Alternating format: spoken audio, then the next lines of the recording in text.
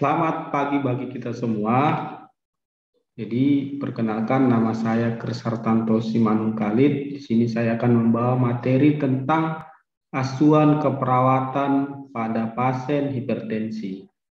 Jadi kita tahu selama ini hipertensi ini merupakan penyakit pembunuh nomor 1 ataupun paling tinggi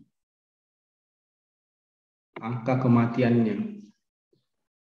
Jadi penyakit hipertensi ini sangat berbahaya sekali terhadap seseorang yang menderita hipertensi. Kita tahu dulu pengertian hipertensi apa. Di sini pengertian hipertensi atau tekanan darah tinggi adalah suatu keadaan di mana tekanan darah sistolik lebih dari 140 mmHg dan tekanan darah diastoliknya itu lebih dari 90 mmHg. Jadi di mana hipertensi ini ketika memiliki tekanan darah tinggi lebih dari 140/90. Data kesehatan WHO menyebutkan 1 dari 3 orang terkena hipertensi. Kemudian 1 dari 3 orang dengan hipertensi tidak tahu jika mereka terkena hipertensi. 1 dari 3 orang dengan hipertensi tidak bisa menurunkan tekanan darah di bawah 140. Dia di bawah 140/90. Jadi hipertensi ini merupakan penyakit karena keturunan, karena pola makan, gaya hidup, itulah yang menyebabkan hipertensi. Jadi sangat berbahaya ataupun bisa disebut the silent killer ataupun pembunuh yang diam-diam. Di sini juga disebutkan tingkat risiko kematian orang dengan riwayat komorbid ataupun penyakit penyerta ataupun penyakit yang dideritanya. Itu paling tinggi itu penyakit ginjal ataupun penyakit GGK, gagal ginjal kronis, itu paling tinggi. Yang kedua penyakit jantung.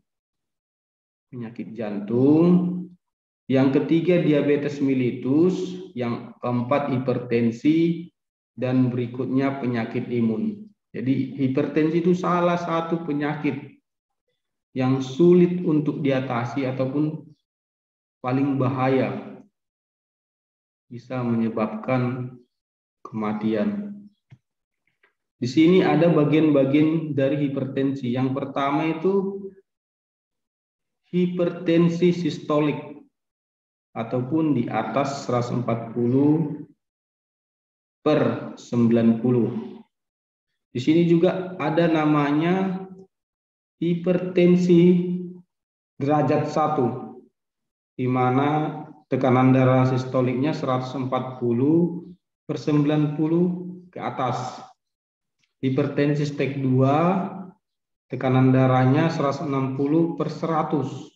Hipertensi stage 3 lebih dari 180. Ini yang membahayakan, bisa terjadi stroke bahkan kematian ketika hipertensinya lebih dari 180. Patofisiologi adalah penyebab dari penyakit ini. Kenapa bisa dia hipertensi? Yang pertama penyempitan pembuluh darah.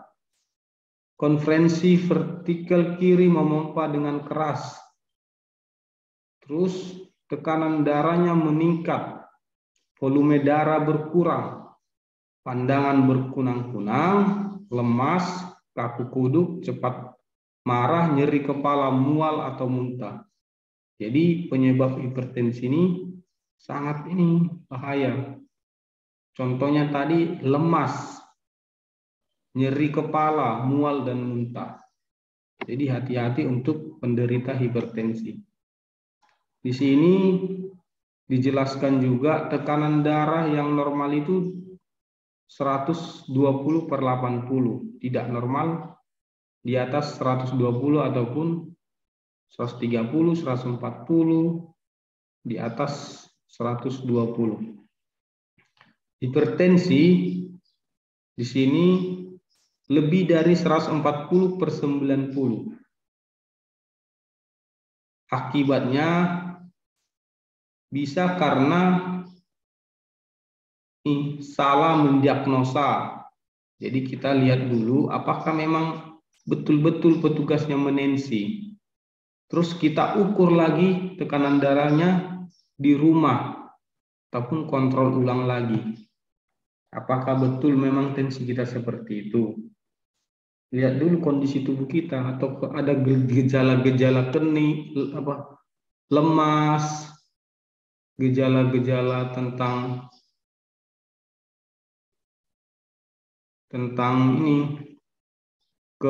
kecapean, sesak, mata berkunang-kunang. Kita lihat dulu gejala-gejalanya. Ini bisa kita lakukan ukur tekanan darah setiap 5 tahun, ukur tekanan darah setiap 3 tahun, ukur tekanan darah setiap tahun. Jadi sangat penting untuk mengukur tekanan darah, terutama pada penderita hipertensi. Sangat penting, ukur tekanan darah. Tanda dan gejala hipertensi. Tadi kan kita sudah belajar tentang definisinya. Di mana definisinya hipertensi ketika tekanan darahnya di atas 140/90 mmHg. Tandanya sakit kepala atau migrain, rasa berat di tekuk, mata berkunang-kunang, tekanan darah lebih dari 140/90 mmHg, mimisan, sulit tidur, lemah, dan lelah. Jadi ini tanda-tandanya yang bisa kita berikan pada pasien kita. Akibat hipertensi. Akibat hipertensi, kita akan mendapatkan kerugian ataupun sisi negatif dalam diri kita. Bisa yang pertama stroke. Stroke itu kematian setengah ataupun sebagian dari tubuh kita. Bisa menyebabkan kebutaan. Bisa menyebabkan serangan jantung. Bisa menyebabkan kerusakan hati, dan bisa menyebabkan kerusakan ginjal. Jadi hipertensi ini harus hati-hati bagaimana kita menjaga pola kesehatan kita, karena salah satu hipertensi dekat dengan kita. Di sini ada diagnosa keperawatan yang mungkin bisa kita terapkan dalam asuhan keperawatan. Sebagai seorang perawat harus bisa melakukan diagnosa keperawatan, mulai dari pengkajian, diagnosa, rencana, tindakan, dan evaluasi. Di sini diagnosa yang pertama itu intoleransi aktivitas berhubungan dengan kelemahan fisik, ditandai dengan merasa lemas. Yang kedua, tidak dapat melakukan aktivitas sendiri. DO-nya, data yang bisa kita lihat, dibantu dalam melakukan aktivitas. Skala aktivitas tingkat 2, kekuatan otot 4. Tujuannya, setelah dilakukan tindakan keperawatan, diharapkan mampu melakukan aktivitas sehari-hari. Jadi, tadi ada pasien hipertensi, dirawat di rumah sakit, dia mengalami intoleransi aktivitas, tidak dapat beraktivitas.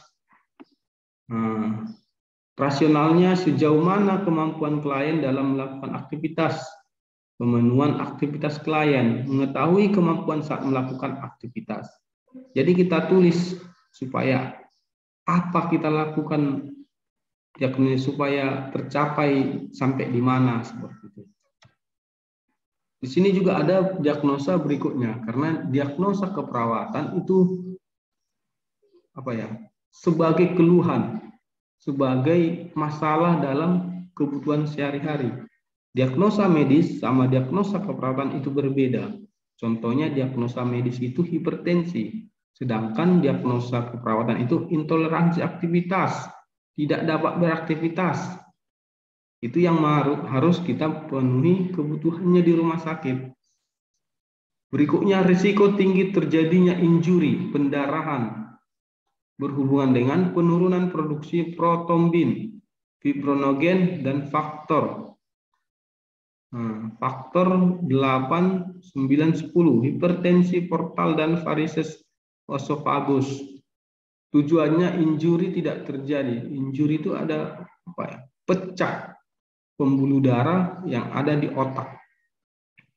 Kriteria hasil hemostasis dapat dipertahankan rencana tindakan, kaji tanda, dan gejala pendarahan. Observasi adanya pateki, ekimosis, dan perdarahan, monitor tanda-tanda vital. Jadi kita harus mengurangi risiko terjadinya injuri, pendarahan di otak. Harus kita kurangi, harus kita pantau, karena kalau sudah pecah pembuluh darah di otak akan lebih memperparah pasien, bahkan bisa meninggal. Di sini pencegahan sebelum kita terkena penyakit hipertensi ataupun kita sudah terkena hipertensi, kita bisa tangani ataupun kita bisa atasi. Yang pertama, kita kurangi asupan garam. Batasi konsumsi garam tidak lebih dari 1/3 sendok teh per hari. Berikutnya, kurangi konsumsi kopi, karena kopi juga berbahaya untuk penderita hipertensi. Berikutnya, stop merokok, karena merokok dapat memperberat kerja jantung. Berikutnya, hindari minuman beralkohol. Jadi, semua gaya hidup kita yang selama ini kita gunakan itu dikurangi ataupun di stop untuk kesehatan kita ataupun untuk umur panjang kita. Nah, di sini ada juga berolahraga dan mengkonsumsi makanan. Makanan 4 sehat sempurna itu sangat bagus untuk tubuh kita, terutama buah-buahan, sayur-sayuran. Nah, buah-buahan yang bagus untuk dikonsumsi pada penderita hipertensi itu jus timun, jus semangka, jus nenas. Segala jus itu sangat bagus untuk penderita hipertensi. Dan kita juga harus aktif berolahraga. Supaya apa? Membakar keringat, membakar lemak, mengaktifkan kerja jantung yang belum optimal, menghilangkan sumbatan-sumbatan lemak yang ada di peredaran darah yang ada di jantung. Karena dengan kita berolahraga, tubuh kita itu membakar, berkeringat, sehingga kita pun menjadi sehat.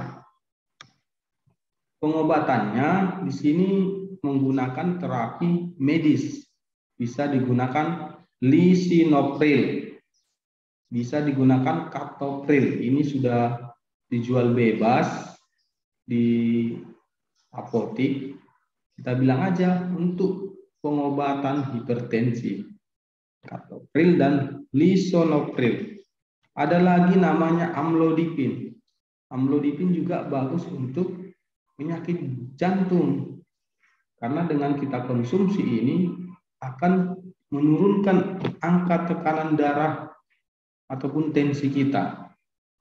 Nah, berikutnya, sudahkah kamu menjaga kesehatan dengan baik? Apakah di dalam diri kita sudah kita tanamkan bahwa saya harus memiliki gaya hidup sehat, berolahraga, makan sehat, makan makanan yang sehat? Apakah saya menjaga gaya hidup saya untuk menjadi orang sehat? Dan kita juga selalu baca-baca ataupun mendengar informasi bagaimana menjaga tubuh kita tetap sehat. Salah satunya penyakit hipertensi. Karena penyakit hipertensi itu merupakan penyakit yang tidak menular, tapi disebabkan akibat keturunan, usia, gaya hidup, pola makan, aktivitas, ya itu yang menyebabkan terjadi hipertensi. Oke, terima kasih. Sampai di sini dulu pemaparan slide-nya, informasinya. Semoga informasi ini bermanfaat bagi kita semua. Salam sehat, terima kasih.